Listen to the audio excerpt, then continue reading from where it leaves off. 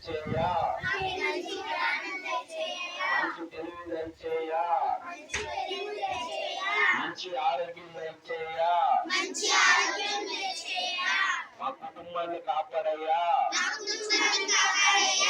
మా నాన్న కాపాడయ్యా,